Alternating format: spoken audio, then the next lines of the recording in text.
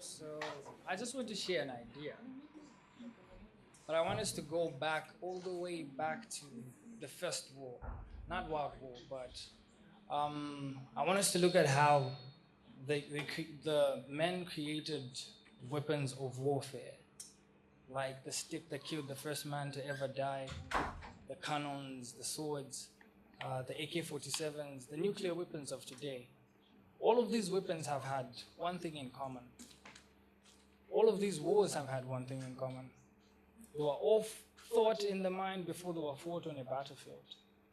The weapons themselves were crafted and designed in the mind before they were yielded from material. So it is safe to say that the mind is the most dangerous weapon. Like, the mind can either empower you or devour you. Like, it creates both pain and pleasure, war and peace, wealth and health. Like, the wealthiest people today are not wealthy because of anything else, but because of an idea. The likes of Elon Musk, Bill Gates, Warren Buffett, Aliko Dangote. Even this whole world has evolved because of inventions by people like Henry Ford and the motor company, the Wright brothers and the airplane, Thomas Edison having the light bulb moment. I mean, after that, the world was lit, literally. And people like Alexander Graham Bell, the inventor of the telephone.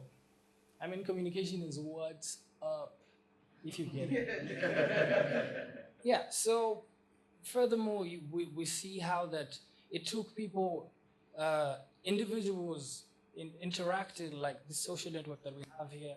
It took individuals having interpersonal and intrapersonal communication, because communication really thrives all these world systems like education, politics, even religion. I mean, how would we know who to believe or what to believe? And so it took interpersonal communication, which is one person with another, or one person with a group of people like this TED Talk, and intrapersonal, which is the communication that happens within ourselves, between entities such as the mind and the various organs of our body. The mind sends signals and commands through the various channels of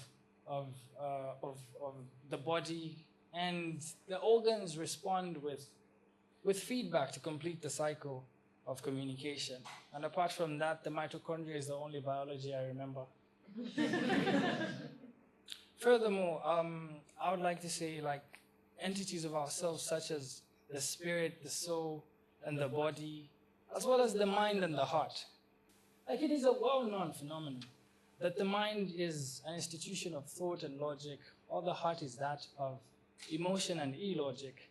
And so through a music piece, because music is one element that helps us integrate and resonate thought and feeling through melody, I want to demonstrate how I believe. This is my opinion, but I really believe that the mind and the heart are at the center of one of the world's greatest epidemics, which is mental instability, mental health, mental illness, or mental dysfunction. This is done through repetitive thinking as well as our own thought patterns. And so before I jump into the whole thing, I'd like to say that you are what you think about all of the time, and that a greater percentage of our lives is lived in our minds. And the subconscious is like the autopilot, you know? It forms a lens through which we view the world and match everything we see against our own realisms. So my aim is to show you how that a thought repeated over and over can move from the conscious into the subconscious. And the subconscious is unable to tell or distinguish between what is real and what isn't. And so I'll apply the theory of a broken telephone, the Chinese whisper. I hope that we know this. We played a game in preschool where you whisper to another, and by the time it's getting to the last person, you don't even know what the first person said. Like, it's a whole different story. But I'd like to use that to depict how that thoughts are sent to the heart, and the heart responds with emotion. And that thoughts through time and applied intensity can change into a whole different set of thoughts, but having the same form or structure. So I want us to conduct a simple exercise. you get to participate. So it's only a thought of 5 words that I want you to hold in your mind.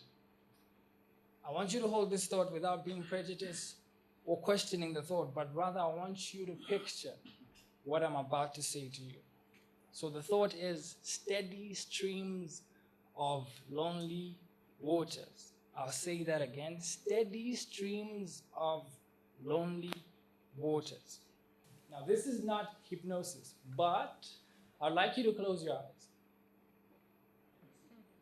Yes.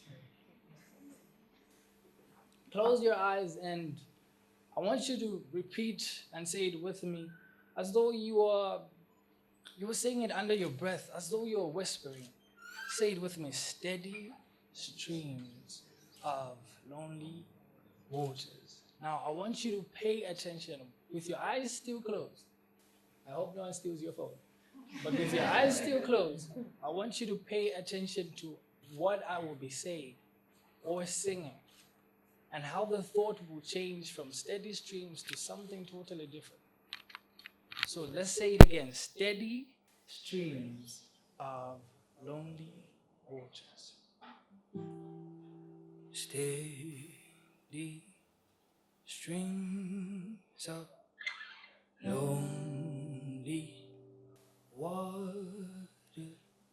Steady streams of lonely water. Steady streams of lonely water. Steady streams of lonely water. Steady streams of lonely water. Steady streams of lonely water. Or scary screams of the lonely other.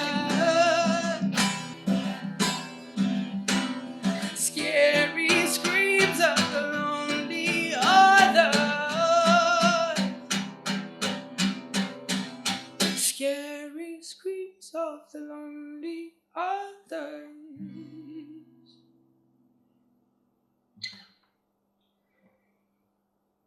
You can open your eyes now. So from this, we see that thoughts become feelings.